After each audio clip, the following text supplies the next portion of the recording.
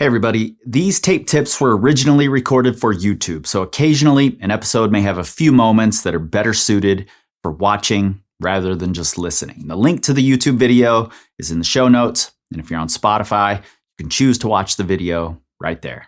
Thanks.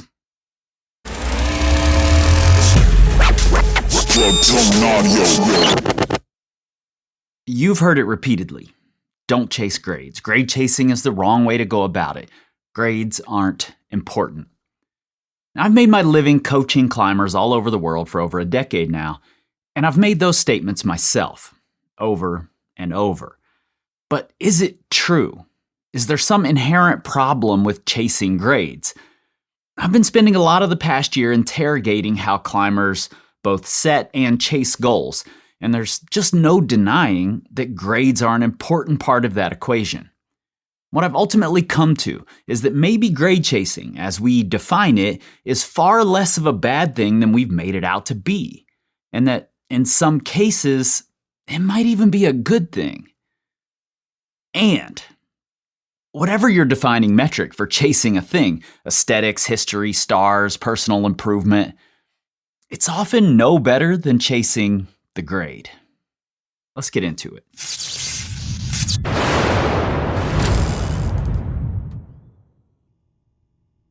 Okay, first things first, we have to define grade chasing.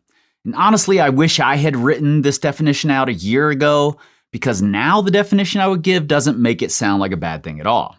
So instead, I asked ChatGPT to define grade chasing, and it did a pretty good job at summarizing what's out there on the interwebs.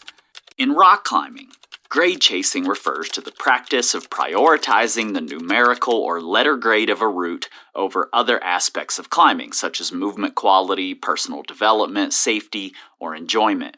More specifically, it usually means choosing climbs primarily because they're harder on the grading scale, focusing on sending the next grade rather than refining technique, strength, or style, sometimes avoiding climbs that are lower graded but technical, slabby, or outside one's strengths because they don't count toward grade progression.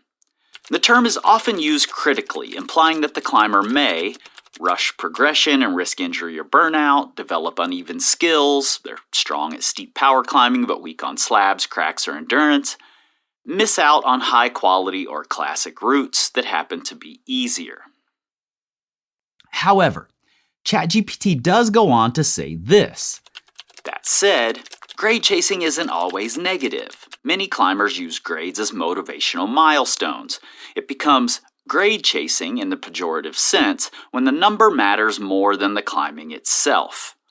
In short, grade chasing equals climbing for the grade, not for the climb. Now, all of this sounds about right.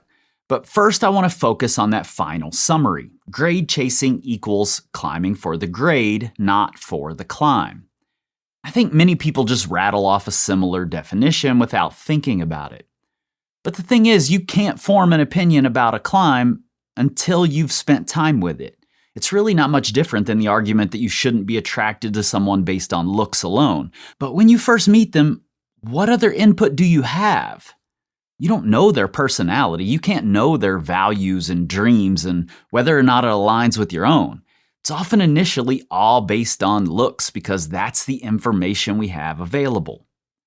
When it comes to climbing, we often initially have just the name and grade.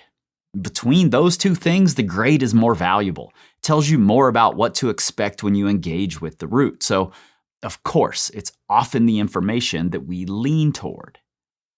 Now, particularly if you're a weekend warrior, someone with limited time who just can't wander around the crags or boulder fields picking out what looks good, the grade is the first piece of information that has any relevant meaning at all. But that brings up another point. Looking for the line or the aesthetics. Sure, if you have the time to do that, then do it. But just like a person who looks great can turn out to be a horrible human, a beautiful route can have the worst climbing you've experienced, and an ugly route can climb beautifully. And here's the thing, the grade is just one piece of information that we can gather. It's really no different and has no more inherent value than any other piece of information. Grade chasing as a pejorative can just as easily be line chasing or quality chasing or history chasing or growth chasing or star chasing. None of these things are inherently good or bad. They aren't the problem. We are the problem. Believing that a higher grade makes you worth more or puts you above another person, that's the problem. But it's no different when you attach your self-worth to the quality of the lines you've climbed or how often you prioritize your own growth and learning. None of those things makes you better than another climber. That's the issue. Not grades, us. And all of these pieces of information that we can gather, the only one that will eventually highlight your shortcoming is actually the grade. You can continue climbing beautiful lines or chasing stars and believing that somehow makes you superior, and you'll never have a reason to believe otherwise. But let's say that you've just climbed your first V7, and it's extremely low in the range for that grade, but you fully believe that that makes you superior to the V5 or the V6 climber. It's entirely possible that the V5 or V6 climber is actually climbing harder than you. And eventually that's going to become clear when that inferior V5 climber flashes your next V7 project and passes you by. Because if you put all of your focus and value on grades, it will eventually hurt your feelings. But it's to our benefit to set goals for improvement. And that very often means climbing more difficult things, and grades are the best metric we have for measuring difficulty. Now, ChatGPT and a lot of coaches, probably myself included, suggest that instead of focusing on sending the next grade, we should focus on refining technique or strength. However, more strength doesn't always equal climbing better, which is the goal. And to know if it does, we often still have to look toward the grade. Refining technique is damn near impossible to measure. I personally have spent a lot of time trying to figure that out. In fact, I've built a movement assessment tool that I believe is a game changer for self-coach climbers, the atomic elements of climbing movement. And this video here can tell you more about it, and the link to learn more is in the description. And another thing, one of the best ways to master new techniques and movement skills is by trying them in more challenging scenarios, on climbs that have harder grades.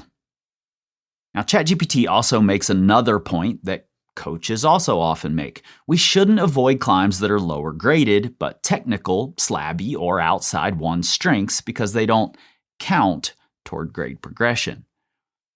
The thing here is that even if we have anti-style projects, which is something I strongly advocate for, we still measure our improvement based on the grade. It may not be our highest grade, but our highest graded slab is still relying on the number. Now, our query in ChatGPT says that these are the reasons not to chase grades.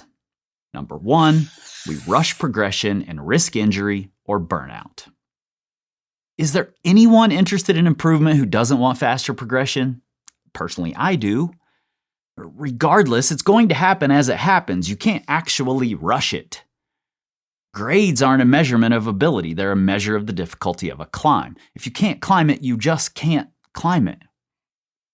And you aren't risking injury by trying harder things. You're statistically more likely to get injured doing a ton of moderate things than trying something hard. Look, this argument is as ridiculous as the people who claim that beginner climbers shouldn't hangboard because it's somehow more dangerous than climbing. Burnout, though, that's real. But I don't think it's actually as big a problem as it seems. It's a highlighter. Even if you're focused on the number, you're getting a lot of the benefits we would want. You're exercising regularly, you're getting outdoors, you're spending time in the moment instead of being distracted by all the things that try to pull our focus in every direction. But if you take it too far or end up focused on pieces of this thing that aren't sustainable or good for you, and you do burn out, then maybe that's a good wake-up call. But still, that's on you. It's not on the grade itself. Number 2, we develop uneven skills, strong at steep power climbing, but weak on slabs, cracks, or endurance. Is there a way to not do this? Do any of us have the time and energy to be equal at all things? That's silly. Getting good at any skill has an opportunity cost. A different skill is likely suffering. It's just a fact of life. You'll always be uneven. Number 3, we miss out on high quality or classic routes that happen to be easier. This is absolutely true, but it's not because of the grade. If you chase aesthetics, you'll miss out on high quality or classic climbs that happen to be uglier. If you chase historical value, you'll miss out on high quality or classic climbs that are newer. In fact, no matter what your metric, if you're picking and choosing, you're missing out on something else. That's just life. And now, I'm not saying that we should all just narrow our focus to the grades. Generally speaking, that would be a bad idea. But throughout my years of coaching, I've worked with people who could benefit from putting more of their focus on climbing the next grade instead of just chasing whatever it is they deem to be more important. They want to improve, but are so averse to so-called grade chasing that they never try harder things for long enough to actually do harder things, because they'd be grade chasing. But the reality is that something like chasing stars, if it's held on some pedestal, is no better. Stars is just another subjective metric that we've applied. So, is there a solution? Is there an air quotes better way? I think so. If you're someone who's been trapped by grades and found it tough to escape the negatives associated with it, we can change our perspective on what grades actually mean. We have that power. And I made a video all about this, suggesting that grades are actually a pretty big range. And this range takes some of the power away from big grades, because V9 might actually only be as difficult for you as a hard V7. Once you understand this, it becomes less appealing to attach all of your self-worth to that number. If you're just worried about falling into that trap, then there's a really simple solution. Chase all of the things, just at different times. If a climb looks great, try it. If it gets all the stars, try it. If the name and the history is appealing, try it. If you're great at compression climbing and that compression roof looks easy, even though it's given a wildly high grade, try it. If it's graded easy but looks absolutely impossible, try it. Challenge yourself, but also reward yourself. Be curious. And don't give grades more power than they deserve by lionizing them or by villainizing them. They're just a piece of information. Grades have no more or less inherent value than the name of the climb or who climbed it first or how aesthetically pleasing it is or how many stars it gets in some guidebook. What matters most is what you do with all of that information and how that affects your interactions with the climbing community and with your own self-worth. But maybe most important, no matter why you're trying to climb a thing, get lost in it. Let it be your whole world for the relatively short moments that you're trying it. That's how we create valuable experiences. Not because we've climbed something that looks cooler to someone else or has a higher suggested metric attached to it. I've been going deep into this rabbit hole that are grades because I'm working on a free goal-setting toolkit for climbers and rethinking how we look at and assess our application of tactics. And if you want to be the first to know about those things when they're available, sign up for our monthly or even less frequent newsletter, The Current. The link for that is in the description. I'll see you guys next time.